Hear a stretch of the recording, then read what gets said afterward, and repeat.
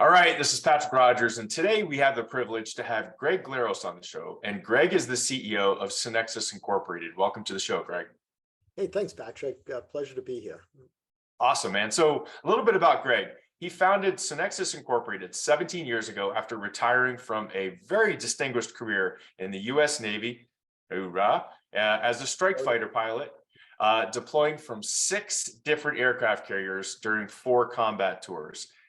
So very decorated pilot.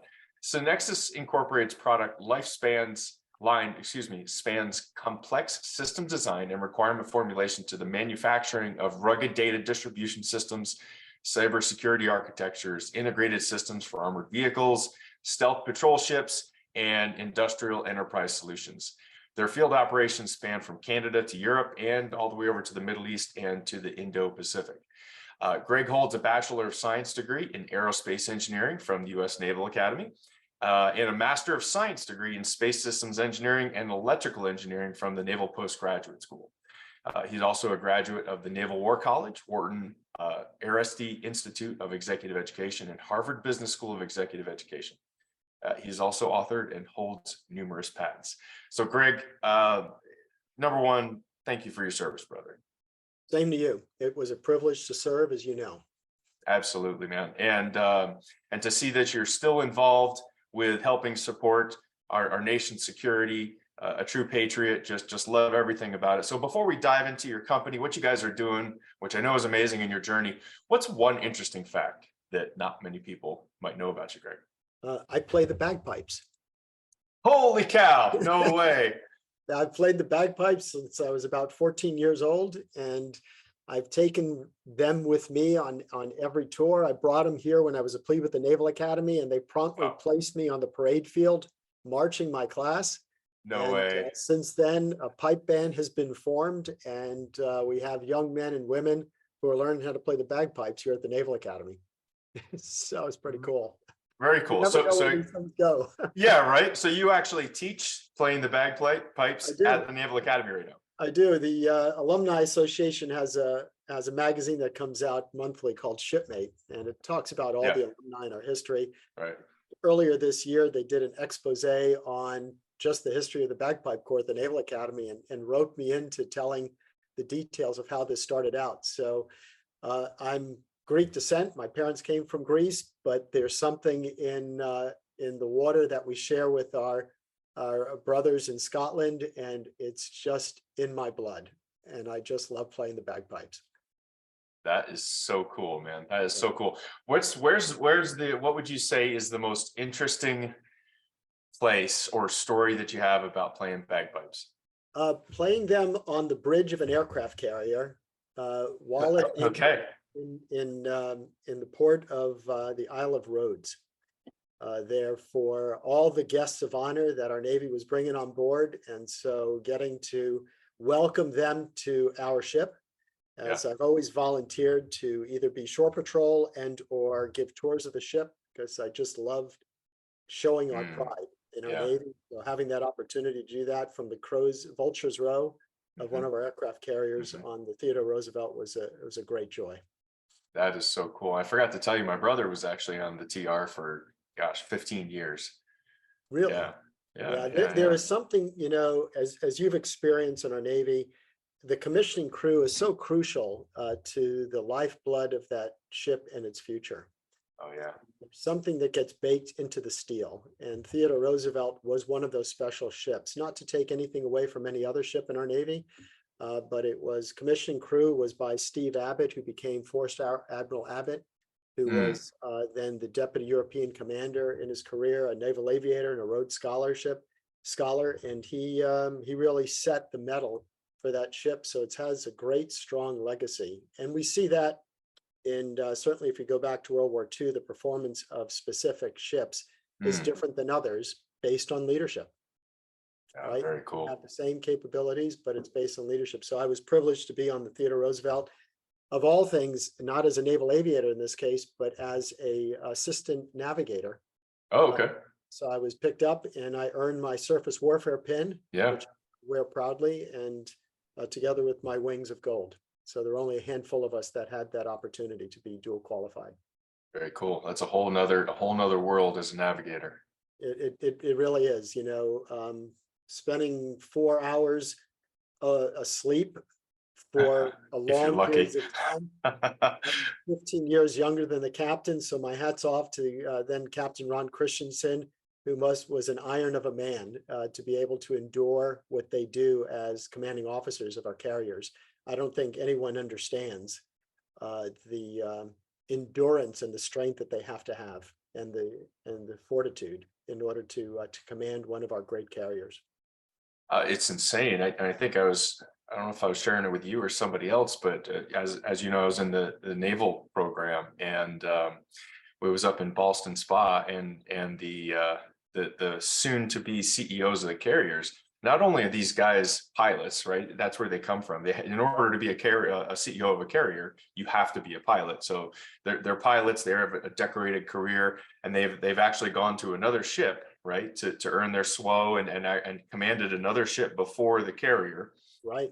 And then after that, they have to do all these other things. And then they have to go through our United States Naval Nuclear Reactors program at probably 40, 45 years old, however old they are, and go through this program. And when I went through it, I was fresh out of college, a young kid, it was still freaking hard. It was absolutely hard. And these guys go through this 6-month program in training school, and then go up and actually run on practice reactors, and then they go out to the ship. So it's just to reiterate your statement.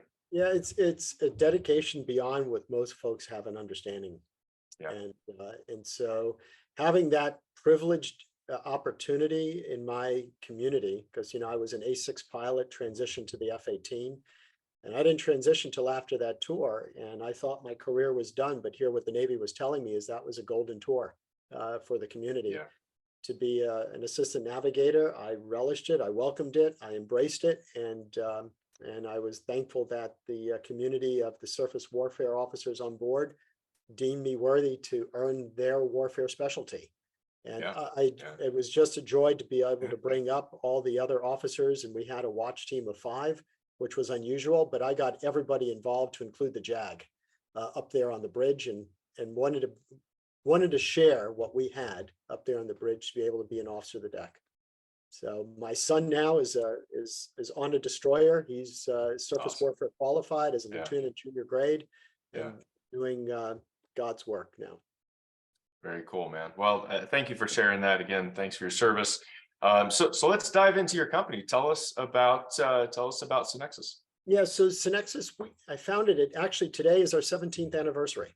Oh, awesome. Congrats, man. So, when, you talk about companies, how long they can last, some of it, you're thankful you get through the first year. And then when you get to 5 years, you think, okay, I beat the odds.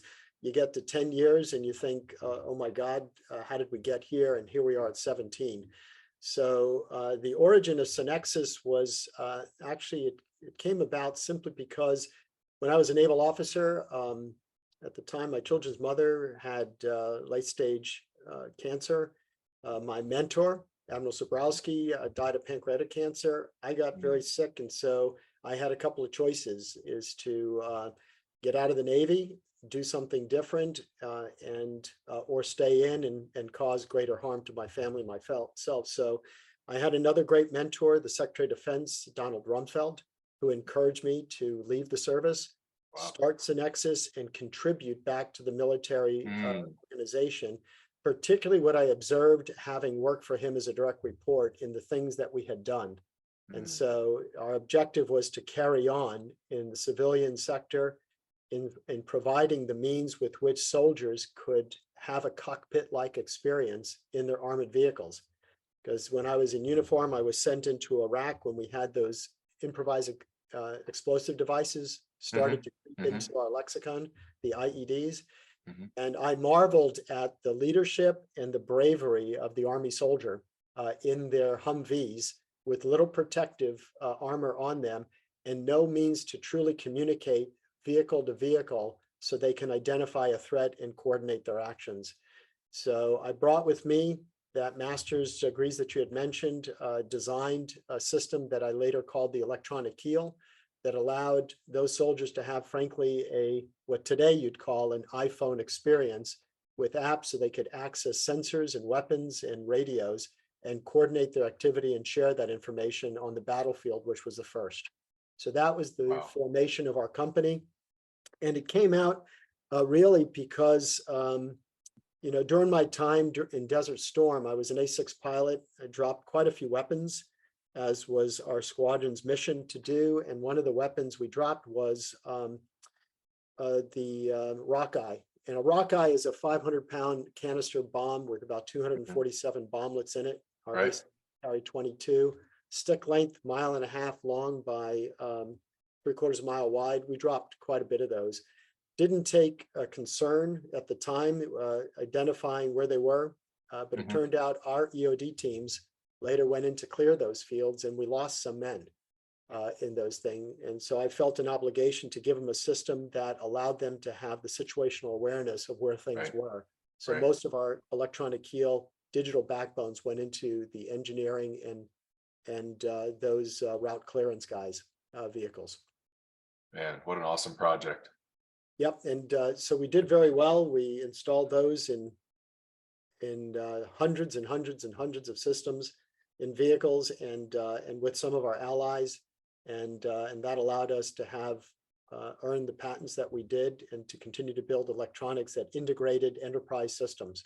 We even ended up going into the gold mines of Barrick, the largest gold mining operation in the world, and we built for them in 9 months an enterprise solution that connected administrative functions, supply functions, and operations in a single battle awareness center that integrated everything using our electronics and other software that we wrote. Wow. So when you say integrated everything, integrated other softwares, Other softwares, operating other systems. because Okay. our living world, as much as the iPhone and the Android software has changed the world we interface with digital media, the rest of production is analog.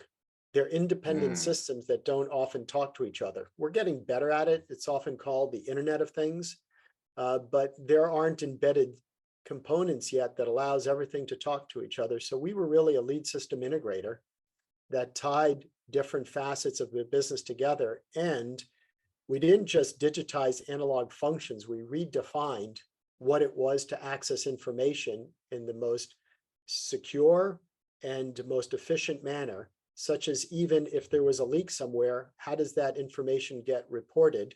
Say there was arsenic in the air.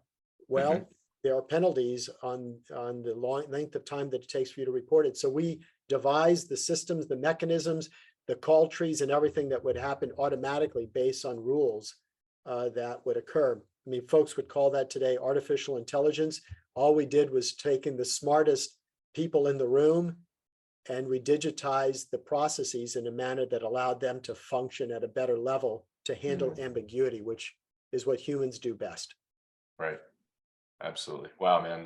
What fantastic projects. And when we talk about, a lot of the conversations I have with folks are talking about, that passion for their mission and vision, a legacy impact, working on something that's not just there to make money. And you're truly doing that, man. Yeah, one of the things I established and set out to do, I took the time to write out what our mission was, so that those that we hired had a cultural understanding of where we were going. And as part of that, there are no entry-level CEO positions, right? That's the one benefit of the startup. The challenge is all the risk is on you. And I wanted to have the opportunity to work with the people that I really enjoyed working with and to create a product that we truly believed in as a team. And so as a result, I think in our history, we've hired almost 150 people in the history of our company. We've given scholarships from masters to PhDs to as many as I think 30 or 31 individuals in order to grow our own. And those within our ranks have grown up and gone to greater things. They're now managing directors of very, very large corporations.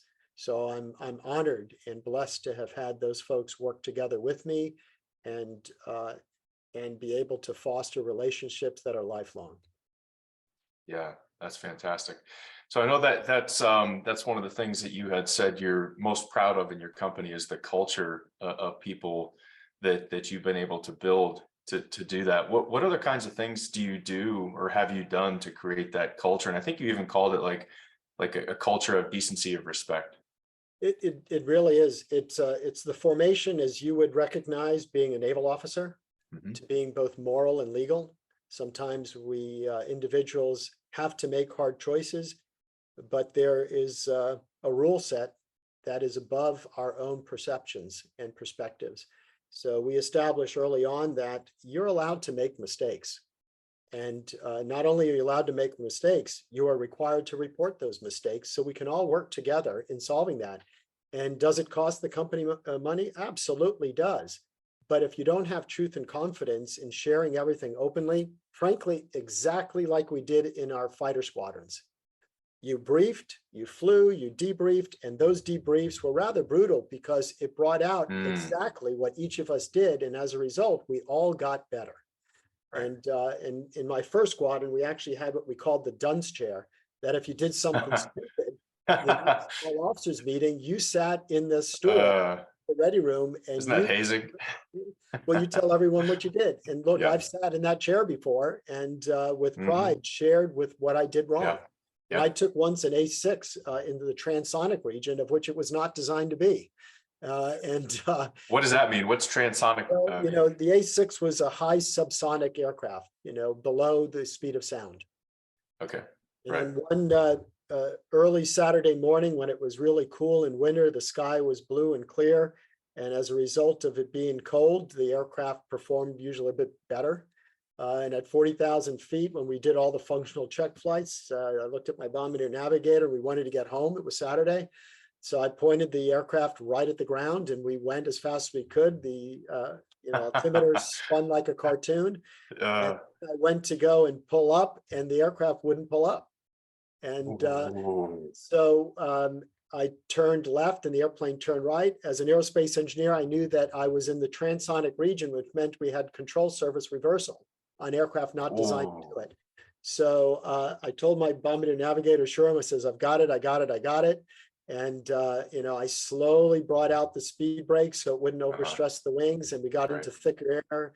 And at 10,000 feet, I started to ease back, and I finally got control surfaces. We bottomed out at around about 3,000 feet, flew back, and that next Monday, I was in the dunce chair for having taken an airplane in a regime for which it wasn't designed. And, wow, thanks for sharing that, man. Yeah, so nobody's infallible, right? The Absolutely. key is that we share our mistakes and we learn, we confess them to each other. Yeah, yeah. So we all get better. Well, and the other thing is, yeah, I mean, you said that it does cost you money in the short term, but in the long term, it's going to save you money. Absolutely, because everyone then is open to sharing their challenges, their problems, and their mistakes. And then as a result, the resources that come in is from everybody, right? Yeah, absolutely. Yeah. So that's the culture we wanted to create, and we did. Yeah. So do you see a lot of companies, the mistake-free, not mistake-free culture, but the culture where it's okay to make mistakes? What's your recommendation to a CEO or a leader that's listening to this and hasn't really gone out of their way to create that, and they maybe don't have it? I mean, does it typically, where does it start? How does a CEO go about creating that? Frankly, it starts with open your heart rather than closing your wallet. Okay, because CEOs, whether publicly traded or otherwise, they're judged by and ranked from their shareholders. And so the question you really ask is, are they creating value for the shareholders? And for a privately held company like ours, are we able to endure so we can make payroll? And so by being open with their employees, not all the challenges and troubles, it's not, wearing your emotions on your sleeve and say, oh, woe is me, I've got all this responsibility, because that's Yeah, yours to bear. that's different, sure. That's different. But making sure that everyone understands that, if there's something hidden, and that includes, frankly, theft, right? Mm. That it goes in along in companies. And I've had that experience, more recently, where you have those who steal from you. And so, there have to be folks willing to speak up and, as we call it, speak truth to power in this regard. So I'd say to CEOs, open your hearts, and don't focus on your wallets, because it will pay dividends of well beyond what you could even calculate. Love that. Love that. And I know you said that you kind of mentioned it a little bit, but you really got to select folks that you enjoy working with. Take us through how your kind of your selection process. I know it's been something that's been pretty critical for you. Um, I had at first the adage of, attitude and aptitude rank well above your degree or education. So Mm. I've brought in young men and women who would not have been given a chance anywhere else, Oh, wow. whether they were veterans, right? First job out of uniform, they don't have any business experience, so most folks wouldn't hire them, or they give them a menial job. Young engineers who are hired by, say, a larger corporation, and they're given a widget to work on for 10 years, but have no perspective of the larger project. And I give them responsibility of something that is significant, that they can go and make their mistakes, but actually show success. And then other individuals who may not have the degree that you're looking for, and either we educate them on the job or we send them to get education and give them a chance where, again, otherwise they wouldn't have been hired. So I look for particularly those people with the right attitude and aptitude, willing to work. And that's the diversity I'm looking for, right? And I've been rewarded tenfold on those folks. You have, electrical engineering as an example. I Yeah. remember one young man, he put himself through college, starting at community college, and then transferred to a 4-year school. Is it a Mm. pedigree of MIT or some of the others who I've had work for? Right. No, it wasn't, but he was as good as any of them. Yeah. If Had a not young better. woman who emigrated from East Asia, who wasn't an American citizen, so we helped her with that process of citizenship. She stood all but 5'2", but she could stand up to one of my operations guys who was a Navy SEAL. Ah, yeah. Uh, she was a true leader, and she was probably one of the finest software engineering leaders that I've ever had. So you have those things, and you have to take the journey with your individuals and get to know them. And I know, look, in a large organization, you're not going to get to know everybody, but Right. it's your obligation, just in a command, to know people's journeys, so you know how best to support them, incentivize them, because oftentimes they've got challenges at home. If you're Sure. not aware of those things, they're not going to be productive when they show up for work from doing that. And it's not taking on the whole community, but look in our past. Some of the great leaders of Henry Ford, he built entire villages and cities so his workers could work in one location together and had a place to live, Mhm. and a community and a shop. So these are responsibilities and obligations if we want to continue as leaders, both in our companies and in our communities. No, I love what your point there about really getting intimate with your team's journeys, their home life, what's going on in their lives, so you can be more responsive and a better leader for them. Yep, exactly. Does it make you vulnerable? It sure does. Hmm. Okay, fine. And not everyone has that capacity to do so, but um, I think there's one of the eminent professors at Wharton who teaches blue line value, and he gets into that part of the business and business leadership of, Mm. rather than the P&L lines that everyone's focused on in the Right. spreadsheet and the magic of numbers. Yeah. So you said something before that you've actually taken people. Well, first of all, I think it's great, looking at the story or the journey behind this engineer, this electrical engineer that put himself through college and then went to whatever school. Yeah, it wasn't MIT, but his story, like the perseverance and the work ethic of a man or a person that was able to do that versus someone that, you know, might have won off a silver spoon and on paper looks as good. So how do you like differentiate that? And I think you said the other thing you said is even if they don't have the degree, if someone applies, then if they're the right people, I'll put them through the school. Like typically in companies, they have like certain requirements. Like if you don't have this degree, you don't even, you know, your resume doesn't even get to the CEO's desk.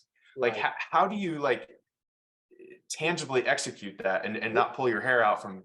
It's a lot of work. I've had a lot of great folks working with me, you know, my VP of admin and operations, they were involved. Everyone's involved in the hiring process in the past.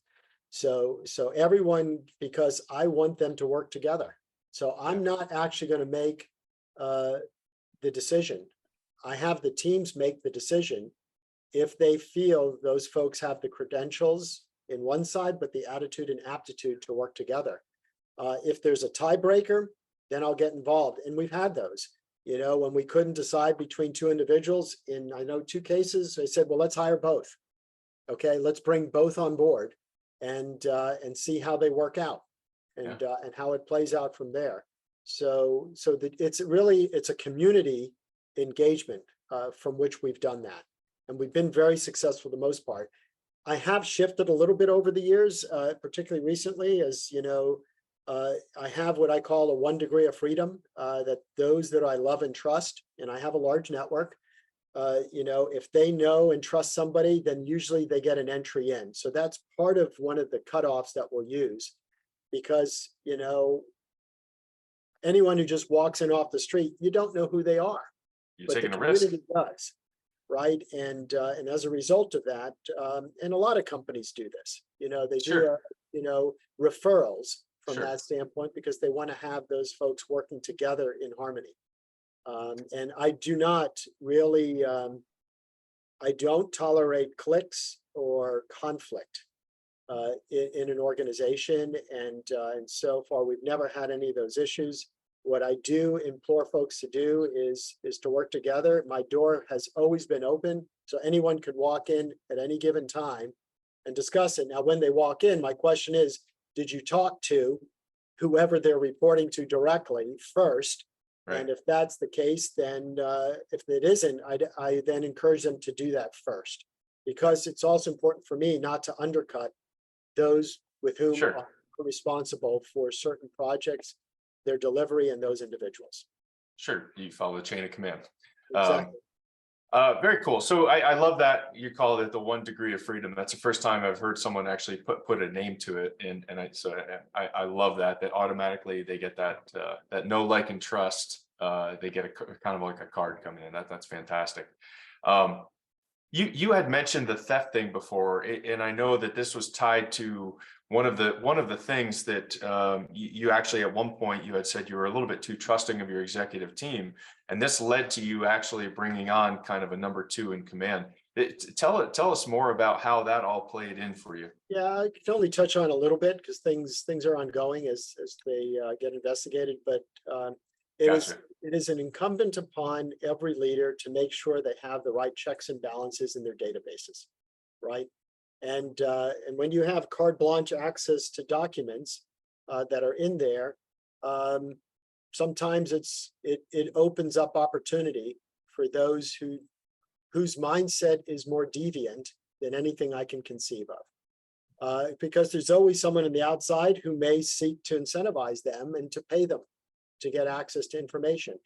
That's espionage, right? Writ large, and it's been going on since Cain and Abel, you know, and Sure. those kinds of conflicts. Yeah. So, you know, it's important for us to do that and to make people accountable for those actions.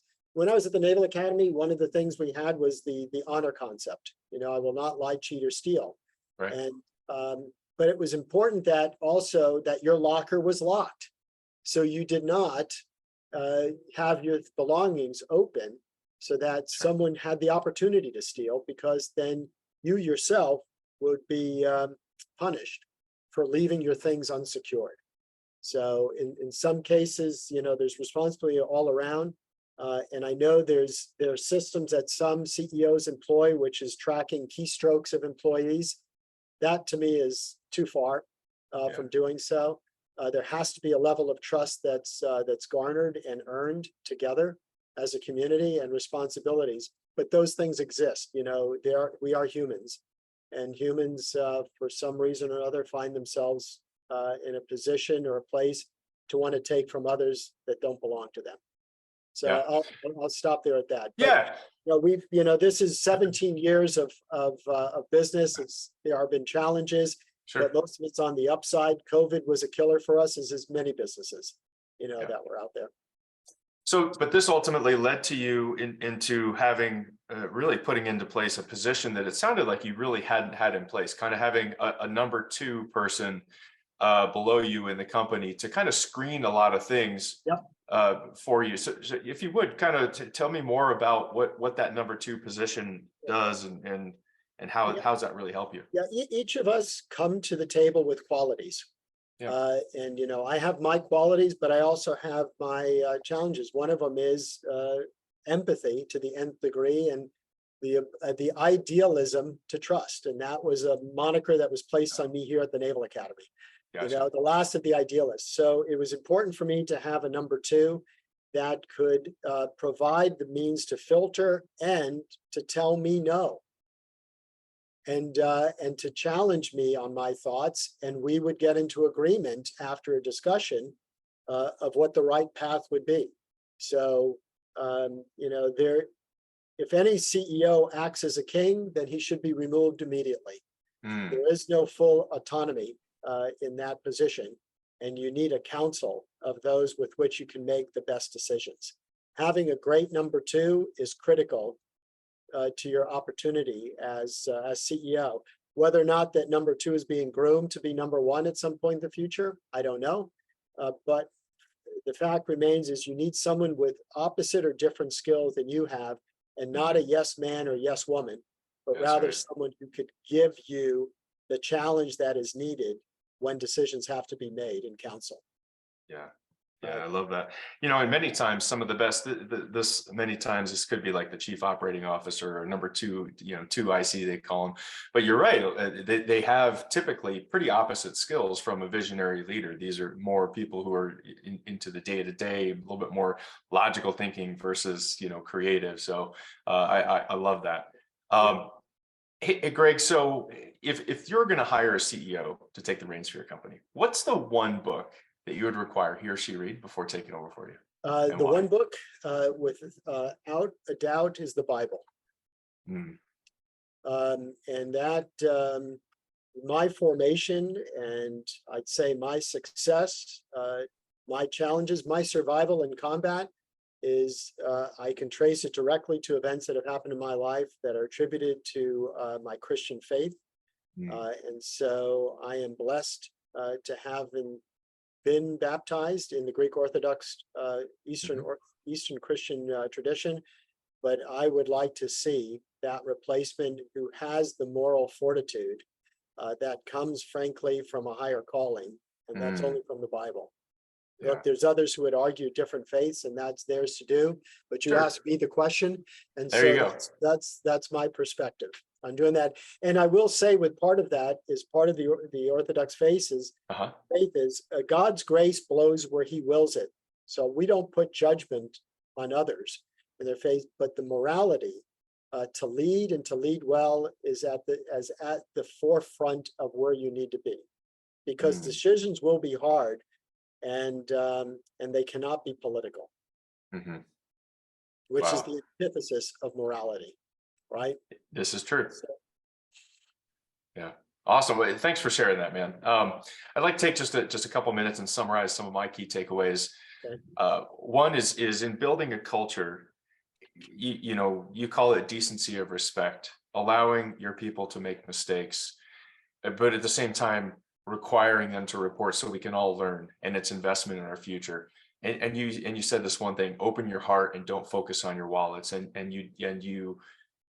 Some examples that you've done that is you've had, I think you said, like 31 masters or PhDs that you have funded through your company for your people. And so you're really investing in your people. And that's a perfect example of opening your heart and don't focus on your wallets.